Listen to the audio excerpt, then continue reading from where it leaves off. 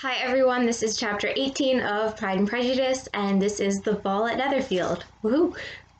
Chapter 18. Till Elizabeth entered the drawing room at Netherfield and looked in vain for Mr. Wickham among the cluster of red coats there assembled, a doubt of his being present had never occurred to her. The certainty of meeting him had not been checked by any of those recollections that might not unreasonably have alarmed her. She had dressed with more than usual care, and prepared in the highest spirits for the conquest of all that remained unsubdued of his heart, trusting that it was not more than might be won in the course of the evening.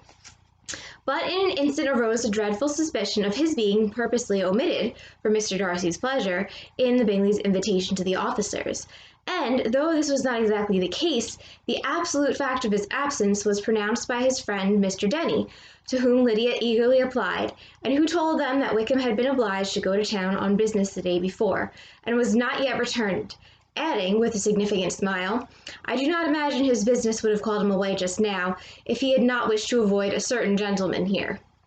So Elizabeth has been looking forward to meeting up with Mr. Wickham at the ball at Netherfield. He is not there. She wonders if he's not invited because Mr. Darcy's there and they have some very negative history together. That's not the case, but Mr. Denny, who's friends with Mr. Wickham, he's one of the officers, he says that he's probably not around because Mr. Darcy is at the ball.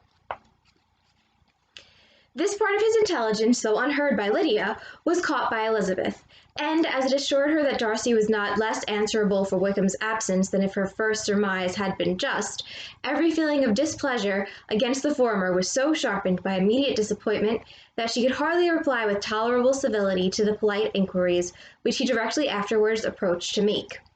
Remember, you're talking about former and latter. Former is the first person, so she's talking about Mr. Darcy. He goes up to her to try and make some polite conversation, and Elizabeth is not having it because she's really upset that Wickham isn't at the ball.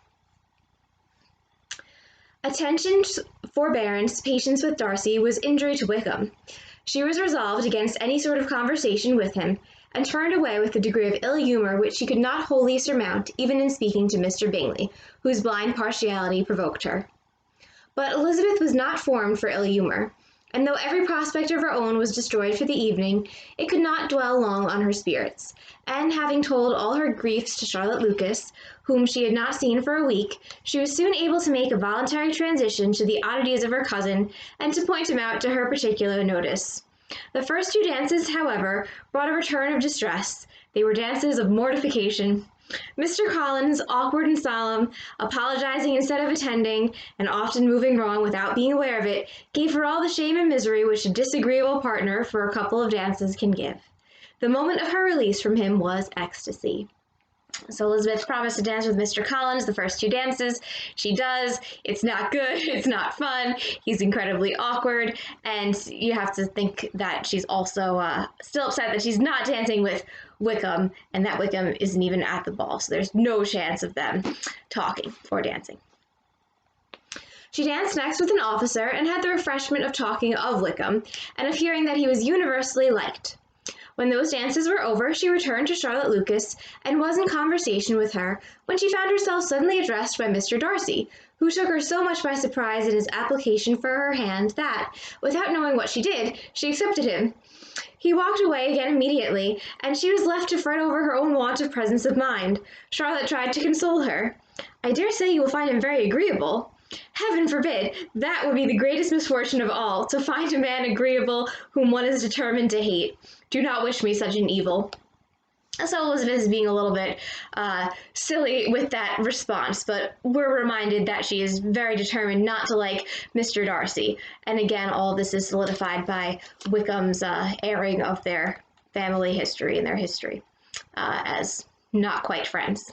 Also, note that Elizabeth points out Mr. Collins to Charlotte Lucas, and Elizabeth is kind of making fun of his silliness. When the dancing recommenced, however, and Darcy approached to claim her hand, Charlotte could not help cautioning her in a whisper not to be a simpleton, and allow her fancy for Wickham to make her appear unpleasant in the eyes of a man 10 times his consequence. what Charlotte means by consequence is social rank and also wealth. So Charlotte's saying, remember that he's very wealthy, he's very important, don't do anything you're going to regret. Elizabeth made no answer and took her place in the set, amazed at the dignity to which she was arrived in being allowed to stand opposite to Mr. Darcy, and reading in her neighbors' looks their equal amazement in beholding it. They stood for some time without speaking a word, and she began to imagine that their silence was to last through the 2 dances, and at first was resolved not to break it, till suddenly fancying that it would be the greater punishment to her partner to oblige him to talk, she made some slight observation on the dance. He replied and was again silent. After a pause of some minutes, she addressed him a second time with, "It is your turn to say something now, Mr. Darcy. I talked about the dance, and you ought to make some kind of remark on the size of the room or the number of couples." So she's kind of egging him on there. So she makes a little conversation because she knows he's very uncomfortable in crowds. He's not very talkative, so she figures it would annoy him more if he had to speak to her. She basically backs him into a corner and says, "I just made a comment. You should say something now about what's going on here." Which is if you are shy or know someone who's shy, that's a pretty horrible position to be in, where someone points out the fact that you're not making conversation as you should be. He smiled and assured her that whatever she wished him to say should be said. "Very well, that reply will do for the present. Perhaps by and by I may observe that private balls are much pleasanter than public ones, but now we may be silent." "Do you talk by rule then while you are dancing?" "Sometimes. One must speak a little, you know. It would look odd to be entirely silent for half an hour together, and yet, for the advantage of some, conversation ought to be so arranged as that they may have the trouble of saying as little as possible." "Are you consulting your own feelings in the present case, or do you imagine that you are gratifying mine?" "Both," replied Elizabeth archly, "for I have always seen a great similarity in the turn of our minds. We are each of an unsocial, taciturn disposition, unwilling to speak, unless we expect to say something that will amaze the whole room, and be handed down to posterity with all the eclat of a proverb." "This is no very striking resemblance of your own character, I am sure," said he. "How near it may be to mine, I cannot pretend to say. You think it a faithful portrait, undoubtedly." "I must not decide on my own performance." He made no answer, and they were again silent till they had gone down the dance, when he asked her if she and her sisters did not very often walk to Meryton. She answered in the affirmative, and, unable to resist the temptation, added, "When you met us there the other day, we had just been forming a new acquaintance." The effect was immediate. A deeper shade of hauteur overspread his features, but he said not a word, and Elizabeth, though blaming herself for her own weakness, could not go on. At length Darcy spoke, and in a constrained manner said, "Mr. Wickham is blessed with such happy manners as may ensure his making friends. Whether he may be equally capable of retaining them is less certain." So they have a little bit of a witty banter going on, a little back and forth between the two of them as they're dancing.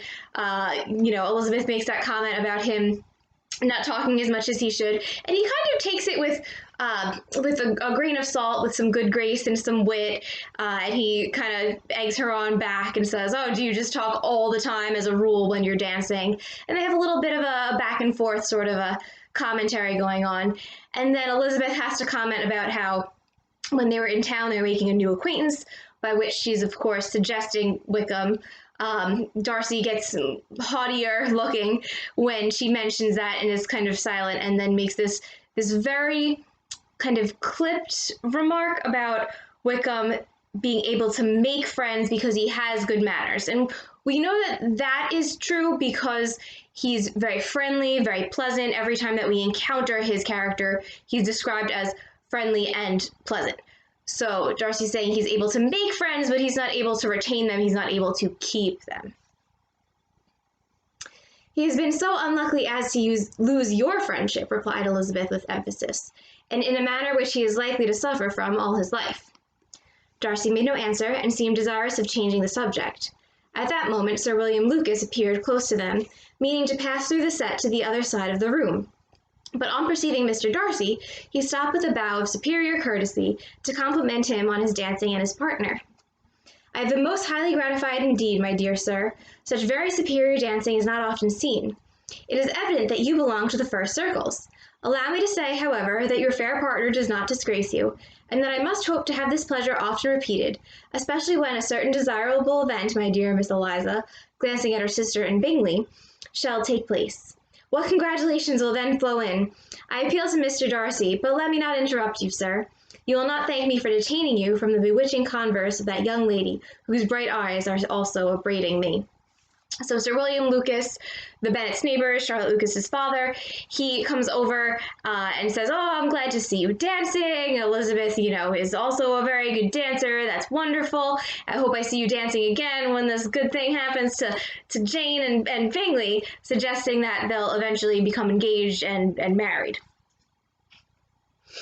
The latter part of this address was scarcely heard by Darcy, but Sir William's allusion to his friend seemed to strike him forcibly, and his eyes were directed with a very serious expression towards Bingley and Jane, who were dancing together. Recovering himself, however, shortly, he turned to his partner and said, "Sir William's interruption has made me forget what we were talking of." "I do not think we were speaking at all. Sir William could not have interrupted any two people in the room who had less to say for themselves. We have tried 2 or 3 subjects already without success, and what we are to talk of next I cannot imagine." So after Sir William says that, Darcy kind of looks at Bingley and Jane, looks like he's thinking about something. That's all we get for right now.